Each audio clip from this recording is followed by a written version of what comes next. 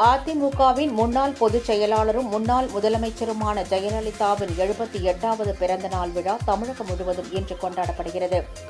அதன் ஒரு பகுதியாக செங்கல்பட்டு மாவட்டம் மதுராந்தகத்தை அடுத்த மாமண்டூர், முதுகரை ஆகிய பகுதிகளில் நடைபெற்ற விழாவில் மதுராந்தகம் ஒன்றிய குழு தலைவர் கீதா கார்த்திகேயன் உள்ளிட்ட அதிமுக நிர்வாகிகள் கலந்து கொண்டு ஜெயலலிதாவின் திருவுருவ சிலைக்கு மாலை அணிவித்தும் திருவுருவ படத்திற்கு மலர் தூவியும் மரியாதை செலுத்தினர்.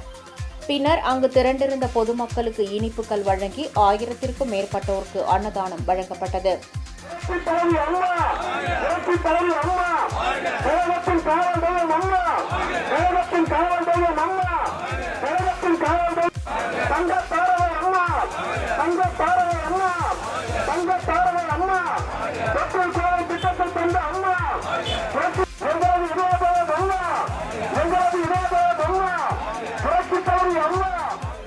ராமநாதபுரம் மாவட்டம் மண்டபம் ஒன்றியத்திற்கு உட்பட்ட வேதாளை பேருந்து நிலையத்தில் கிழக்கு ஒன்றிய செயலாளர் ஜானகிராமன் தலைமையில் முன்னாள் முதல்வர் ஜெயலலிதாவின் பிறந்தநாள் விழா வெகு சிறப்பாக கொண்டாடப்பட்டது.